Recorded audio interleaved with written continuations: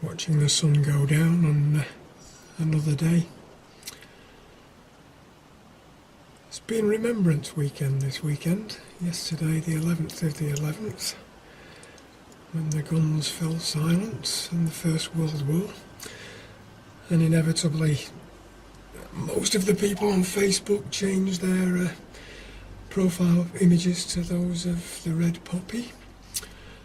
I was in a bit of a mad rush yesterday. I had to finish work, get myself home, and then immediately straight out again for a hospital appointment. And whilst the hospital is only 5-6 miles down the road, you do, in this part of the world, travelling such a distance, you probably go through 4 or 5 different towns, villages, all of whom have their own little war memorials and cenotaphs. And it was interesting to see, as the time approached 11 o'clock, some of the old soldiers gathering together for their reminiscences, carrying their poppy wreaths.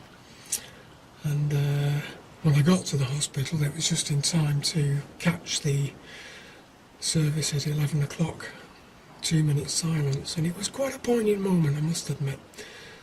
A lot of the old and decrepit people in the waiting room, myself included, fell silent, and yeah, it was a very moving experience, I must admit, even for an old cynic like me.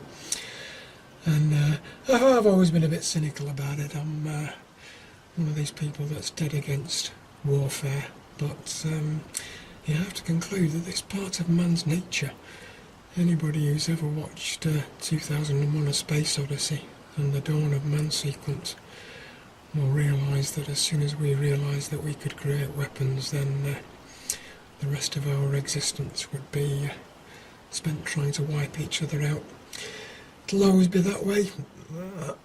It'll never change. So people talk about the war to end all wars, then I don't think it's ended anything. It's long going to continue.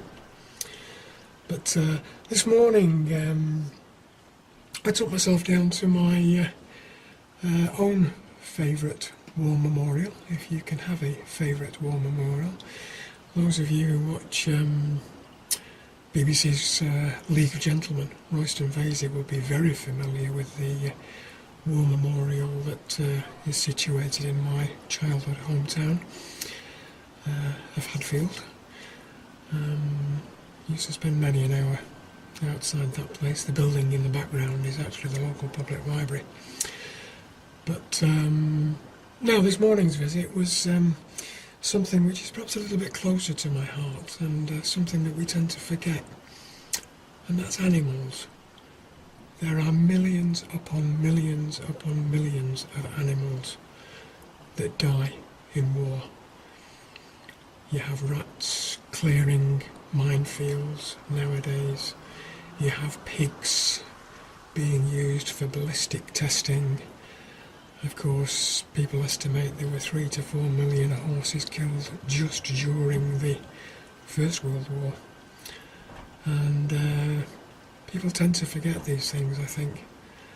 So there's a lovely memorial in our local park down in Stockport, which has been created by a carver from an old tree stump. And it's just in memory of the unsung heroes, the animals, that have no say in the matter, but all of whom have lost their lives and will probably never see another sunset again. Here's a little bit of footage I took, just every once in a while.